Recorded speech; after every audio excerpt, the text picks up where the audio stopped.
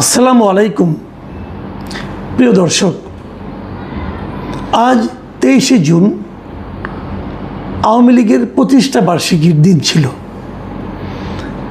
এ উপলক্ষে আওয়ামী লীগ যেহেতু বাংলাদেশে এই মুহূর্তে রাজনৈতিক কর্মকাণ্ড নিষিদ্ধ থাকে একটা রাজনৈতিক দল, কাজেই সেই দলের প্রকাশ্য কোনো রকম অনুষ্ঠান, কোনো রকম রাজনৈতিক কর্মসূচি থাকার কথা নয় এবং আমরা দেখিও নি।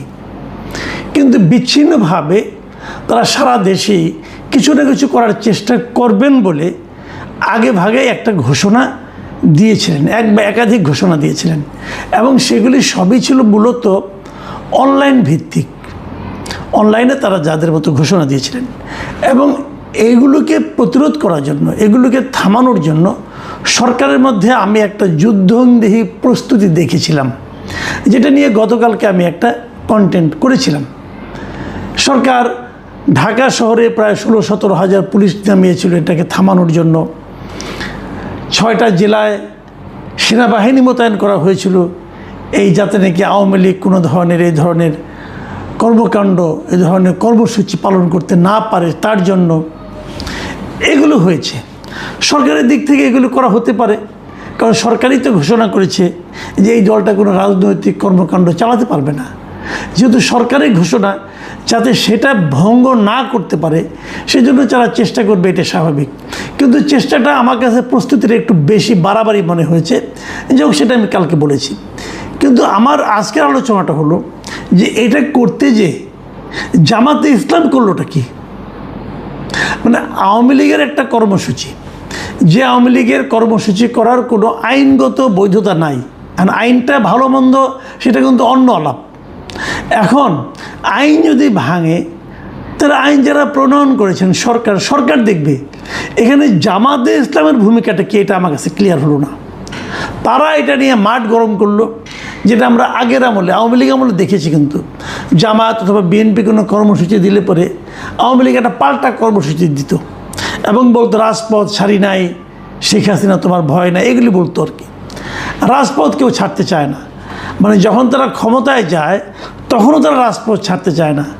এবং এরই মানে আরেকটা দিক এবার দেখলাম যে বিএনপির তেমন শোরগোল কিন্তু দেখিনি, জামাতের বেশি শোরগোল দেখলাম।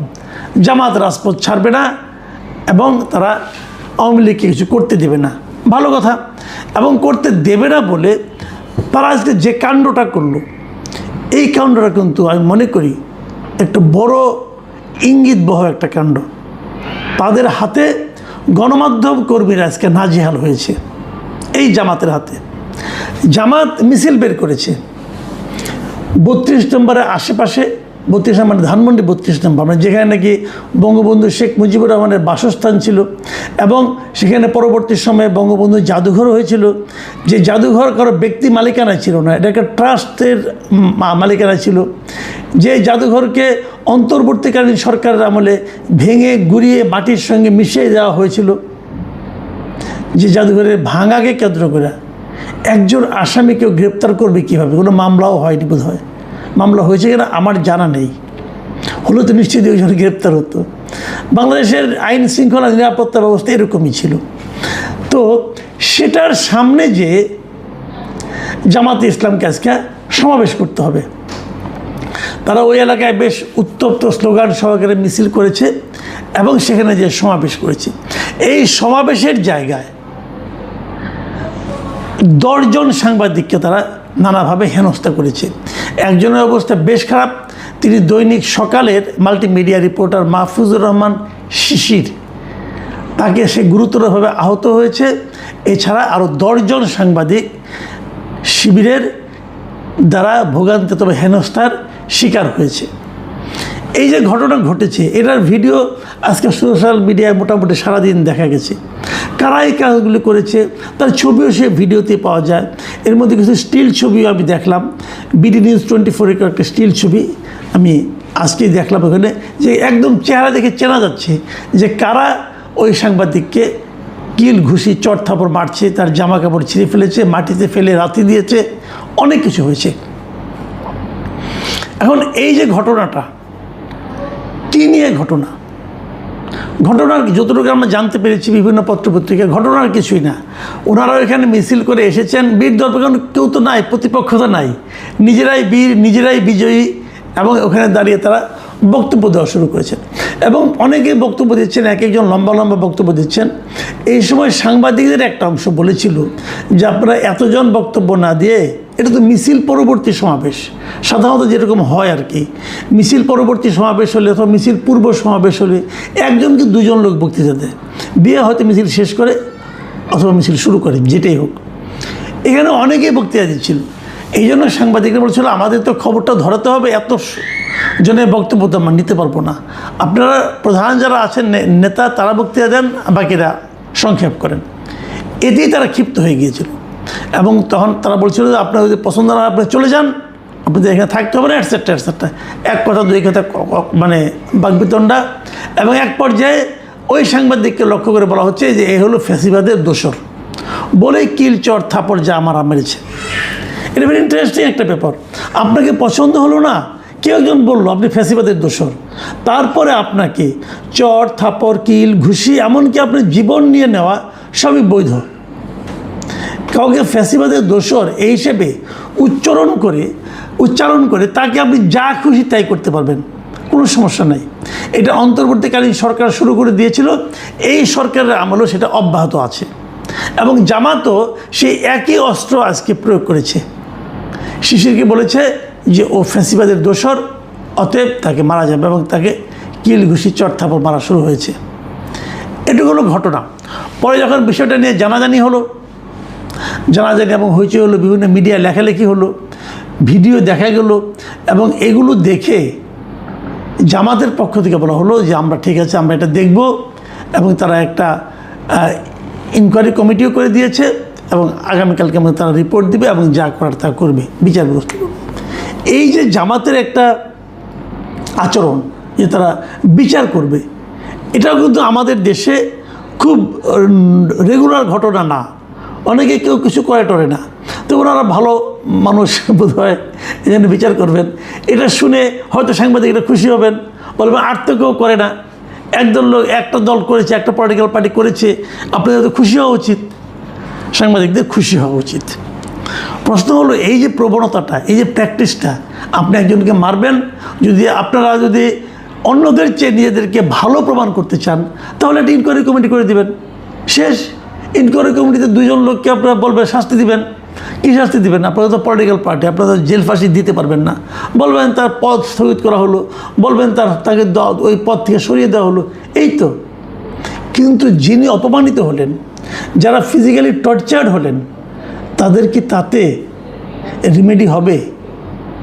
তাদেরকে যে অসম্মানটা করা হলো, সেই অসম্মানের কি প্রতিদান এতে মিলবে? দেখুন, আমি বিষয়টা নিয়ে একটা কথা বলি।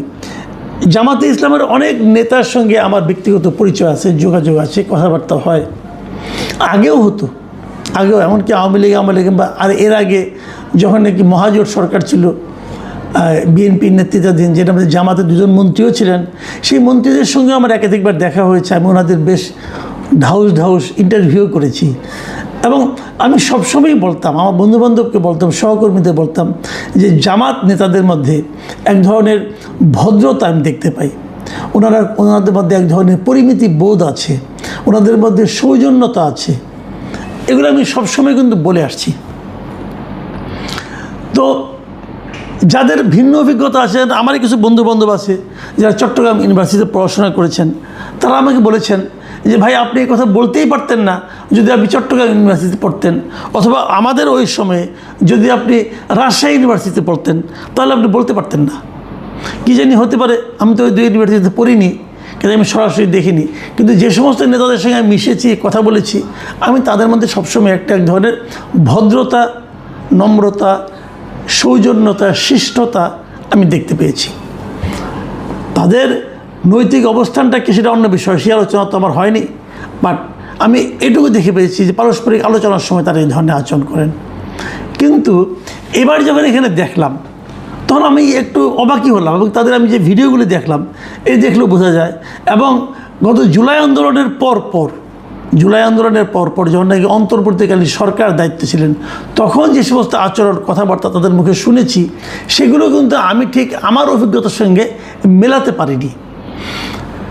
এখনও তো বলবেন, আমি জানি কেউ কেউ তেমন বলবেন যে দলটা বড় হয়ে গিয়েছে, যখন বড় দল হয়ে যায় তখন সবার উপর নিয়ন্ত্রণ রাখা যায় না, এটাও হতে পারে। কিন্তু ওই যে বললাম, আমার কিছু ঘনিষ্ঠ বন্ধুবান্ধব আছেন যারা নাকি চট্টগ্রাম ইউনিভার্সিটিতে অথবা রাজশাহী ইউনিভার্সিটিতে পড়াশোনা করেছেন, তাদের বক্তব্য হলো এই যে দৃশ্যটা আপনি আজকেও দেখলেন 32 নম্বরের সামনে, আসলে এটাই জামাত। এরা যখন ভদ্র থাকেন, ভদ্র আচরণ আপনার সঙ্গে করেন, ওটা হলো সুযোগের অভাবে ভদ্র, অথবা ওটা একটা মুখোশ। তাদের প্রকৃত চেহারা হলো এটা। যখন তারা ক্ষমতাবান হন তখন তাদের প্রকৃত চেহারাটা বেরিয়ে পড়ে। আমি জানি না এটা সত্য মিথ্যা, আমি বলতে পারবো না, যেহেতু আমার নিজস্ব অভিজ্ঞতা নাই। কিন্তু এবারে যে ঘটনাটা, এটা ঠিক আমি মেলাতে পারছি না। আবার কেউ কেউ তো বলবে যে দল বড় হয়ে গেছে, কিন্তু সবার উপর এরকম নিয়ন্ত্রণ প্রতিষ্ঠা করা যায় না। কেউ কেউ আছে যারা নাকি দলীয় আদর্শ ছাড়াই, আদর্শের সঙ্গে অতটা একমত না, অথবা আদর্শকে ধারণ করতে পারে না, তারা হয়তো এরকম করেছেন। দুটোই হতে পারে। কিন্তু আমার কথা হলো, আমরা কি দেখতেছি?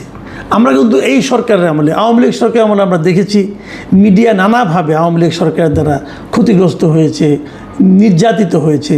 তা আমরা ভেবেছিলাম, এবং এইবার যেমন আমাদের বিএনপি দলীয় প্রধান তারেক রহমান, উনি দেশে আসার আগেই ওনার নিজের একটা কার্টুনকে একবার ওনার ফেসবুক পেজে পোস্ট করেছিলেন, তাকে ব্যঙ্গ করে কার্টুন করা হয়েছিল। উনি সেটা দেখে বলেছিলেন যে এই ধরনের কার্টুন আমরা দেখতে চাই সামনে। রাজনৈতিক নেতাদের নিয়েও সমালোচনা উনি মিডিয়ার কাছ থেকে পেতে চেয়েছেন। কিন্তু আমরা কি পাচ্ছি? সরকারি দলের মধ্যে পাচ্ছি, বিরোধী দলের মধ্যে পাচ্ছি। আমরা দেখেছি এই সরকারের আমলে এই 1-2 সপ্তাহের মধ্যেই বগুড়ার একজন সাংবাদিককে কিন্তু গ্রেপ্তার করা হয়েছে। আরও 5 জনের বিরুদ্ধে মামলা আছে, তাদেরও পাওয়া মাত্র গ্রেপ্তার করা হবে। কিসের নমুনা এগুলো? কোনো এক প্রতিমন্ত্রী নাকি মানহানি হয়েছে, এই জন্য গ্রেপ্তার করতে হবে। যদি এভাবে চলতে থাকে তাহলে প্রধানমন্ত্রী যে কথাটা বলেছিলেন তার প্রতিফলনটা আমি কোথায় দেখব? সরকারি দলের মধ্যে দেখছি, যারা বিরোধী দল জামাতে ইসলামী তাদের মধ্যে দেখছি। তাহলে মিডিয়া কতটুকু নিরাপদ? সরকারি দলের কাছে কতটুকু নিরাপদ? বিরোধী দলের কাছেই বা কতটুকু নিরাপদ? আমি বুঝতে পারি না যে আমরা পরিবর্তনটা কোথায় পাবো। কালকে আমি বলেছিলাম যে আওয়ামী লীগের এই প্রতিষ্ঠাবার্ষিকীকে বন্ধ করার জন্য, প্রতিষ্ঠাবার্ষিকীতে কারো কেউ মাঠে নামতে না দেওয়ার জন্য, মাঠে নামা বাদ দেন, আপনি এটা পালনই করতে পারবেন না, এগুলি করার জন্য যেরকম উঠে পড়ে লাগা, সমস্ত শক্তি এক জায়গায় একত্রিত করা এবং আঘাত করা, এই যে প্রবণতা, এটাই কি আমাদের জন্য প্রত্যাশিত ছিল? আমরা তো একটা সকলের রাজনৈতিক অংশগ্রহণে একটা সমাজ চাই, সেই সমাজটিকে আমরা পাচ্ছি। আপনারা বলবেন হয়তো যে আওয়ামী লীগ আমলে কী হয়েছিল? হ্যাঁ, আওয়ামী লীগ আমলে খারাপ হয়েছিল, কিন্তু আওয়ামী লীগের পুরো 15 বছরে কোনো রাজনৈতিক দলকে কিন্তু শেষে 2-3 দিন যদি আপনি বাদ রাখেন, শেষের দিকে এসে 2-3 দিন আগে এসে নিয়ে তারা জামাতকে নিষিদ্ধ করেছিল। এর আগে পুরো সময়ে কোনো রাজনৈতিক দলকে কিন্তু নিষিদ্ধ করা হয় নাই, যেটা নাকি এই সরকার একটা নির্বাচনই করেছে নিষিদ্ধ করে। আওয়ামী লীগ আমলে 14 অথবা 18 নির্বাচনে সবাই এসেছিল, 14 নির্বাচন অথবা 24 নির্বাচনে আসেনি কেন? অন্য দলগুলো তাদেরকে আসতে বলা হয়েছিল, তারা আসেনি। তারা ভেবেছিল তাদেরকে আসলে প্রতারণা করা হবে, তাদেরকে জিততে দেওয়া হবে না, তাদেরকে চিন্তাই করা হবে ভোট।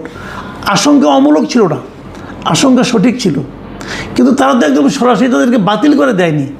আমরা তো এবার বাতিল করে দিলাম, তাকে রাজনৈতিক দল নির্বাচনের অংশই নিতে পারবে না।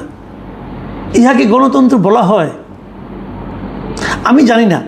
আমাদের একজন সাংবাদিক উনি বলেছেন, যদি দেশের গণতান্ত্রিক ব্যবস্থা যদি সঠিক না হয় তাহলে গণমাধ্যমেরও কোনো স্বাধীনতা থাকবে না।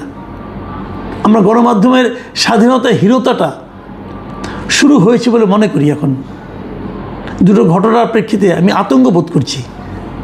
এটা যদি নমুনা হয় তাহলে গণতন্ত্রের ভবিষ্যৎ সামনে কী আছে, এটা নিয়েও আমার মনে হয় আতঙ্কিত হওয়ার সুযোগ আছে। প্রিয় দর্শক, এখন এ পর্যন্তই। আল্লাহ হাফিজ।